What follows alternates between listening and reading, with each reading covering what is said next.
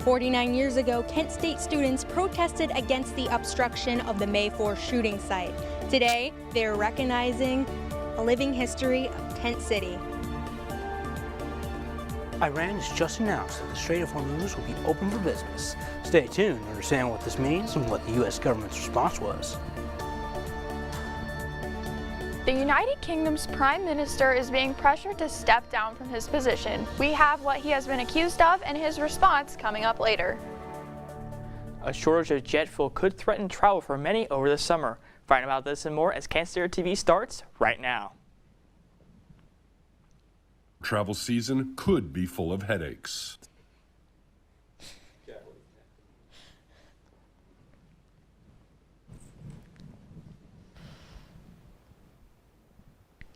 Good evening, Portage County, and welcome back to the Friday Newscast. I'm Brian Mead. And I'm Tatum Lawrence. Thank you for joining us as we get started with this story about a train crash. A man was charged with drunk driving Friday morning after a crash in Willoughby involving an Amtrak train. 58-year-old Sean Boyden allegedly drove his car onto train tracks and got stuck. He exited the vehicle prior to the crash and no one was injured. Police believe alcohol was a contributing factor in the incident. The suspect is set to be arraigned April 23rd in Willoughby Municipal Court. Early Friday morning, a Shaker Heights Middle School near Cleveland was under a shelter-in-place order. School officials said the order was issued after they received a threatening phone call.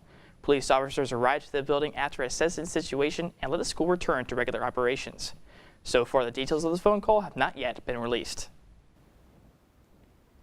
The MGM Northfield Park Racino in northern Summit County is getting a new operator and name. The Racino will close from April 20th to 22nd to allow the new operator to make changes, and its new name will be Northfield Park Racino. In October, it was announced that MGM would sell the Racino for $546 million to a private equity fund managed by Clairvest Group Incorporated. The Ravenna City Council members are rushing to block a potential data center proposal that would be placed within the city limits. Officials are split about the idea of the proposal, and Ravenna City zoning doesn't specifically address data centers. Some members are wanting a moratorium which would delay the plans for the building of the center. A vote for this proposal will take place on Monday. As we get closer to May, many memorial events, the May 4th shootings start to begin. Well, today, to kick off the first of many May 4th related events, we have Lila Hughes at the event with more. Hi, Lila. That's right, guys. I am outside of Taylor Hall for an event called Tent City, a living history. 7 years after the May 4th shooting, the MAC Annex was proposed to be built on top of that site. Kent students propped up actual tents in protest. Although the building was built, today they are recognizing the protest. I am here with Sophie. Sophie, can you explain what Tent City was? Tent City was a 60-some day coalition of Kent State students and survivors of the shooting to protest the annex's construction, which of course failed, yet it is still a very important part of May 4th history since it does still obstruct the site. What is important to remember about the Tent City protest specifically? It was a moment where a community formed this incredible literal community to come together to stand up for the memory of May 4th. And they were willing to act in defiance of the university and all of that in face of it and literally form a ecosystem of unity and solidarity. And what do you hope students will take away from the recreation of this event? Well, we have tie-dye, we have bracelet making, we have food, pizza, we're playing music from the era. So we want people to take away that they can make a change and still have fun. Perfect, thank you so much. And now I am joined with Aubrey. Aubrey, what inspired you to organize tonight? Well, the May 4th Task Force has been really excited about this event for all year, and we've been trying to plan it since February. Making all the logistics we've been very excited to finally have the event today, and we knew that with the 50th anniversary of Tent City coming up, that we wanted to start these kind of events earlier, so then next year the university community can be primed to recognize Tent City on the 50th anniversary. Thank you. And why do you think it's important for younger generations to stay connected to this history? I think it's important for generations to remember May 4th because these kind of events are continuing to happen throughout the country, and we can learn from the protesters from the time period and learn how to come together to be able to do all of these things together. Sorry. Perfect. Thank you. Thank you, Aubrey. And that is all that I have for now, but the event will still be happening until 10 p.m. For KSTV, I'm Lila Hughes.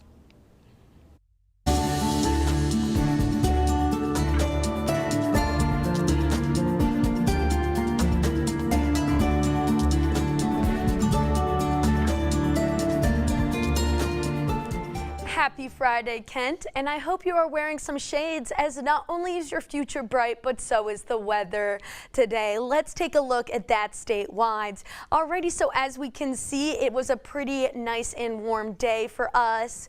As we can see, especially up by Lake Erie, it was nice and warm, and as we keep going into the weather, we'll see that a storm is coming. There's a storm cell that is developing in the mid-east over here by Chicago that is going to come and hit Ohio for tomorrow. So expect tomorrow to be very, very rainy. And let's take a look at our county temperatures, and if we take a look, that is going to be a pretty chilly night, although it is definitely some spring weather. As we can see, Ashtabula is 55, Sandusky 66, Kent is 56, and if we take a look at our hourly, we can see for the night, so at 8 p.m. it is going to be 70 degrees, 10 p.m. it is going to be 65, and at midnight is going to be 62, so it's going to be a pretty nice chill night. I'm very excited. I'm going to go to Tokyo with my sister, and we're gonna have some nice grub, so get out there and enjoy the sun, and take some time and enjoy the sun while it's still shining bright, as tomorrow it is going to be a little dreary. I'll be back with some more weather. Thanks, Abby. President Trump announced Thursday that he has nominated Dr. Erica Schwartz to lead the CDC. The agency has gone without a director since August. In Trump's first term, Schwartz served as Trump's Deputy Surgeon General, and she has also previously served as a Rear Admiral in the Coast Guard and spent 24 years in the United States Public Health Service Commission Corps. Congress has passed a 10-day extension of the Foreign Intelligence Surveillance Act that was supposed to expire on Monday. This has been an ongoing issue on Capitol Hill, and the extension is still awaiting a signature by President Trump. The House previously rejected a proposal for a 5-year deal and an 18-month extension that the Trump administration was advocated for. The leadership expects a final agreement before the deadline. U.S. Supreme Court justices are at odds with its shadow docket. This refers to emergency cases that can get expedited rulings. Justice Sonia Sotomayor apologized for comments in one such case where she implied that Justice Brett Kavanaugh's privileged upbringing influenced his opinion on an immigration case. Also, Justice Ketanji Brown Jackson criticized the Conservative majority's use of the shadow docket. The UK's Prime Minister Keir Starmer is being put under pressure to step down. Starmer is accused of misleading the British Parliament after he appointed Peter Mandelson as ambassador to Washington. It was revealed that Mandelson had failed his security clearance due to his ties with Jeffrey Epstein. Starmer defended his decision to appoint Mandelson and stated that the Foreign Office did not tell him the truth. Well, ever since the Iran war began over a month ago, the Iranian supreme leader was assassinated, a U.S. naval blockade was implemented, and so was a ceasefire with Iran. To help us understand the impacts of this event, KSTV's Emilio Hernandez has more. Over a month ago, the United States began a conflict in the Middle East. Our stories today cover recent news in that conflict and how it affects us, starting with the Strait of Hormuz. Iran has announced earlier today on social media that the Strait of Hormuz will be open to all commercial vessels for the rest of the 10-day Israel-Lebanon ceasefire that began yesterday. However, President Donald Trump also announced on social media this morning that the blockade around the Strait of Hormuz will remain in full force until, and I quote, "our transaction with Iran is 100% complete." Now, the reopening of the Strait of Hormuz, a critical transportation hub for oil, has caused gas and West Texas intermediate crude oil prices to drop below the $90 mark this morning. AAA reports that the average price of gas is down to $4.07 a gallon. The price of WTI is still more than it was pre-war, but it's down from its earlier price of $100. Now, despite the reopening of the Strait of Hormuz, there's still a shortage of jet fuel that threatens summer travel. To understand why, CNN's John Warnick has more.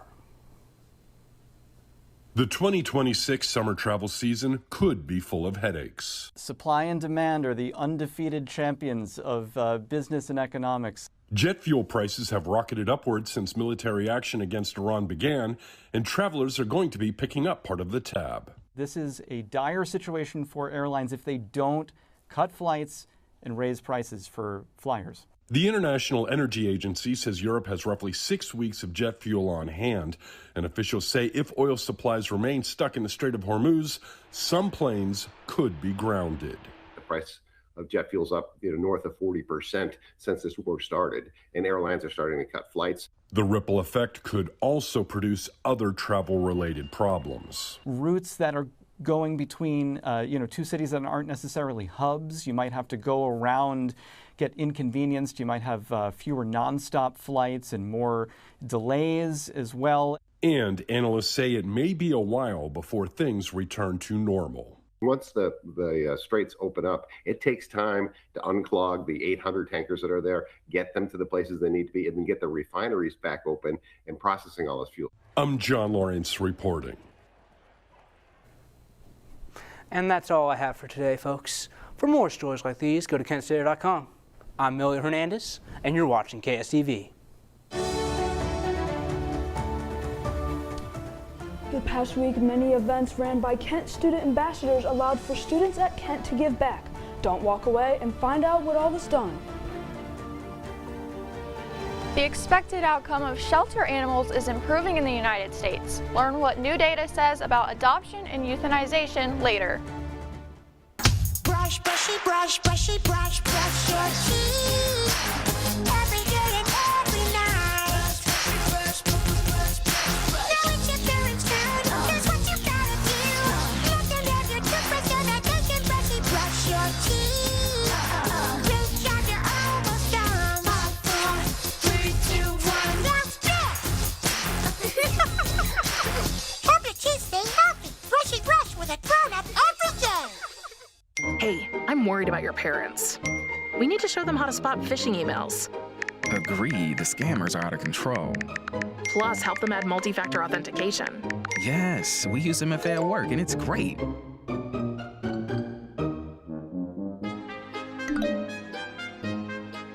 Software update? Done. Time to celebrate. For more information on how to keep yourself and those you care about safe online, go to cisa.gov/secure our world. Registration for Lavender Celebration is open now. Lavender Celebration is a historic pre-commencement ceremony held to honor queer graduating students. Now hosted by Pride Kent, this event will be held on April 30th from 6 to 9 p.m. in the Kent State Student Center Ballroom with a community reception at 5. Join us for a free dinner and award ceremony with keynote speakers and watch the graduates walk the stage and receive our iconic rainbow stoles. Bring your friends, family, and absolutely anyone, regardless of how you identify.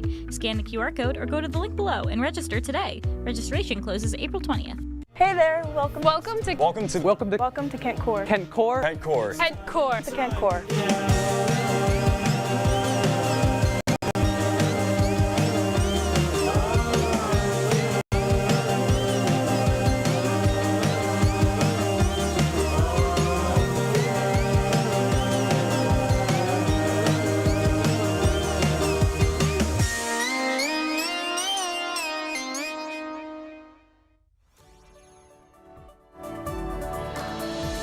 Tomorrow's news leaders. Today's top stories. From an award-winning student newsroom. This is Kent Stater TV. Your community. Your stories. Back, everyone, and well, you know what they say, Tatum. Smiles are free and giving is cool. That's right, Ryan. And our reporter, Casey Baylog, has more on how Flashes have been giving back all this week on campus. Hi, Casey. Hi guys, that's right. Students and alumni at Kent State University are giving back to the community during Flashes Give Back Week with the help of Kent student ambassadors.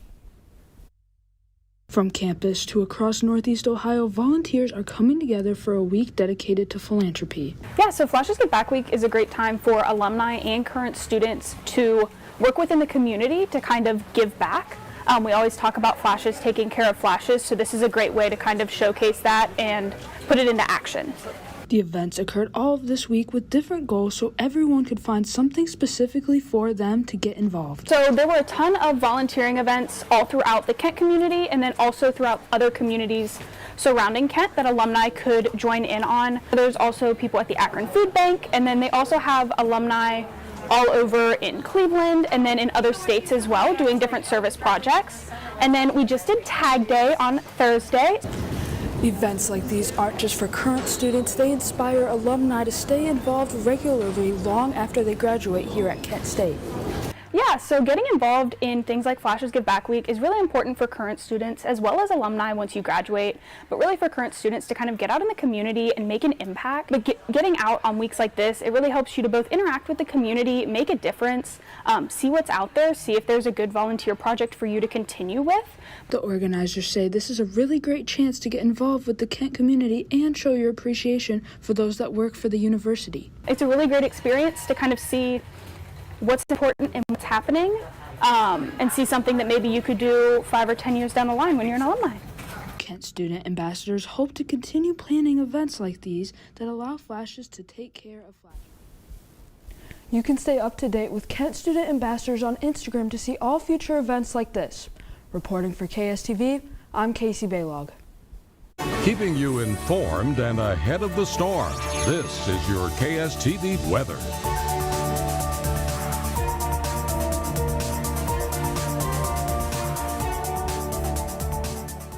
Thank you, Casey. And today I was catching rays on my afternoon run as we've had a nice UV of 5. And let's take a look at that weather. We got a 70 degrees today, and the new moon is the shape. The wind is about 5 miles an hour going southwest, and the sunset is going to be at 8, which is absolutely great because normally when I come out off of this newscast, it is dark out, so I'm excited to finally see some sun when I get back outside. Alrighty, and let's take a look at the weather for tomorrow. So like I said earlier, tomorrow is going to be pretty rainy. We saw that storm cell is going to be coming in and hitting Kent tomorrow, so it's going to be still pretty warm outside. So it's going to be 73 degrees, and it's going to be raining most of the day. I'm going to be at the Akron Red River Ducks game though, so you will see me with my umbrella. And let's take a look at the extended forecast for the week coming up. So like I said, Saturday is going to be rainy, Sunday still some rain, and it's going to be much colder, and the cold front is going to keep continuing all the way until Tuesday. Wednesday it's going to get so much warmer, and then on Thursday and Friday we are going to finally hit the 80s, so the spring season is going to come to an end. So this week is looking pretty good, not too rainy, a little bit cold in the beginning of the week, but it's going to end much warmer. But grab your umbrella for tomorrow and maybe some rain boots. Spring showers have arrived to Kent, and for KSTV, I'm Abby Kress. The Nashville Zoo announced a leopard has given birth to a baby girl. We'll tell you more about the importance of her birth. The Cleveland Guardians win in which was a no-hitter. Watch until the 9th. Find out what happened next. Just do it. Like just walking here into the newsroom or just going to the studio and be like, hey, I want to do this thing. And the chances of someone telling you no are 0. We always want help here. We always want someone willing to jump into different things. And at the end of the day, if that's something you want to do, either as a career or just as a hobby, learning the skills that we get here, it's what should push you to keep doing it. Just trying it out and see what you can learn from that. It's awesome. Today I'm going to talk to you about physics. Come on in, girls. Let's go. This is the first rocket to get humans to Mars. Really tall. I'm a rocket structural engineer, designing and building parts of the rocket. You are the generation that will be stepping foot on Mars. Do I have a group of astronauts on my hands? Yes. You can become a rocket scientist or whatever else you want to be. Good morning. Hope you all had a good weekend and are ready to be inspired. One quick thing I want to remind you guys to be studying. Major key alert. Did you just look at your phone while you was in class? You played yourself. Class, today we're talking about inspirational quotes. You want to get that paper? You better turn in that paper and get an A+. That's a major key. Another one. Another. Mogul talk. You want to reach the mountaintop? You got to go hard. To succeed, you have to believe. Stay focused. Fly higher than the eagle. Don't ever play yourself. The key is to make it, so make it. Louise, can you give me an example of an inspirational quote from recent history? Don't play yourself. The key is to make it. And who said that? I did. Now that's a major key alert. Learn the real major keys to getting to college at getschool.com.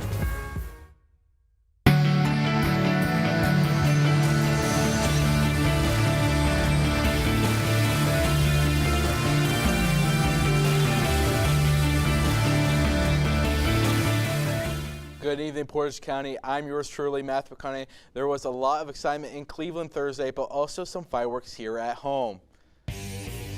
Like I said, there was some excitement in Cleveland yesterday. The Cleveland Guardians pitcher Parker Messick was 3 outs away from ending the Guardians' 45-year no-hitter drought. Messick in 8 innings pitched only allowed 2 hits, 2 earned runs, 2 walks, and 9 strikeouts. As a big leaguer, he has recorded a 2.07 ERA and only a 1.05 ERA in just his 4 starts this season. So I ask you guys a lot of sports questions. I have a fun one today. You have 100 pitches against the worst pitcher in MLB. Are you making contact with any of them? You know, I have to say, I think after 100 pitches, maybe the pitcher get, tired at some point, so I think I might make contact.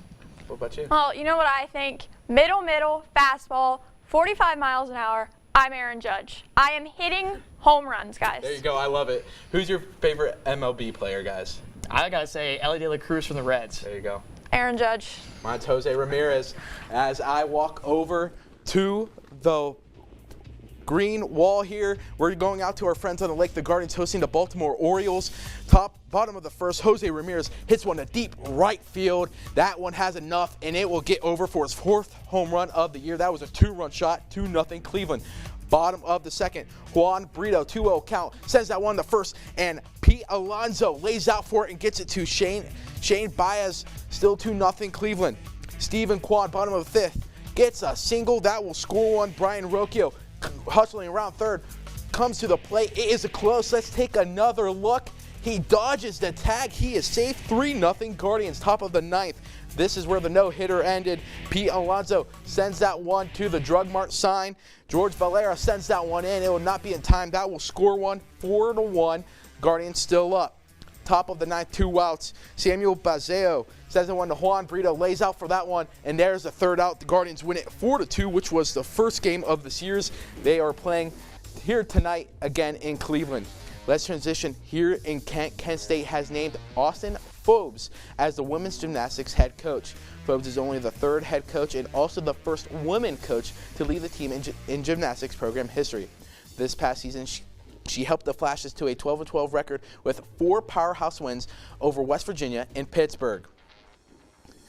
Let's take things into the ring. After weeks of anticipation, WrestleMania is finally here. The 13-match card is set to start Saturday and flip over the ropes into Sunday. Night 1 is headlined by the undisputed WWE champion Cody Rhodes defending his title against the Viper Randy Orton. Night 2 is highlighted for the World Heavyweight Championship, CM Punk squaring up against Roman Reigns to defend his title as well. My match to look out for is Obafemi taking on Brock Lesnar. That's all I have for you today. To keep up with all things sports, make sure to tune in every weekday for KSTV Sports or every Monday for Sports Corner. For Kent State Sports, I'm Matthew McConaughey. We'll be right back after this.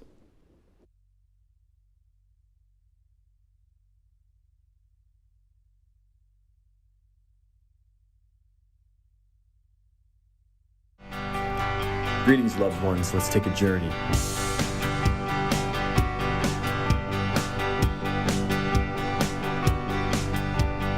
And although I may be lonely, stick around for what each of the cast members has planned for today.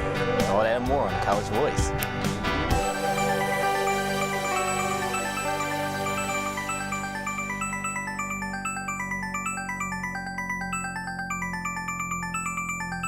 Peace. Peace out.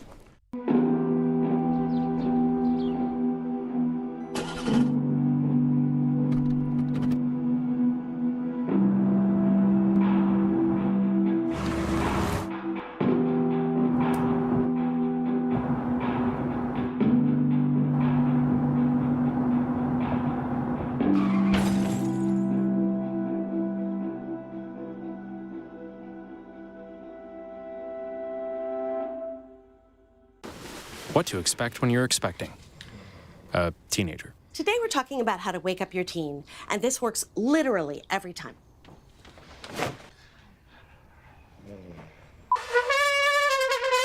Give kisses. Give kisses. You heard how loud I heard. It wasn't you. It was the... Is that bacon? You don't have to know it all to be a perfect parent.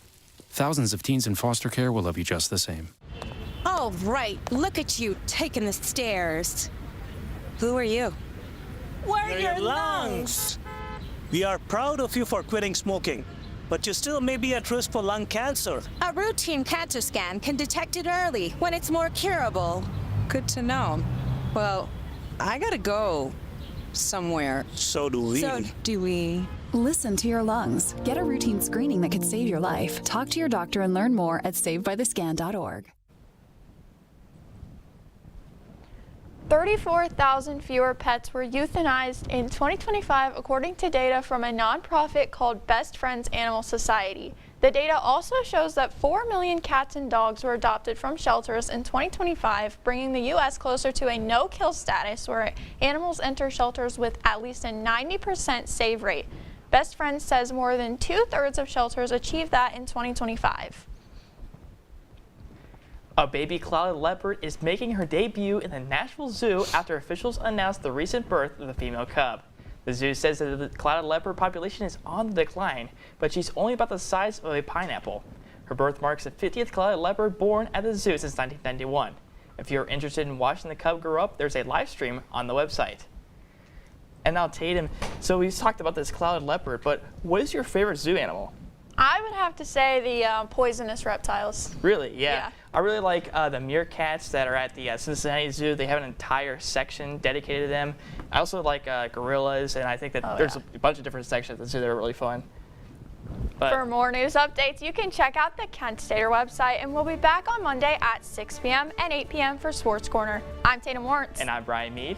Have a great weekend, Portage County.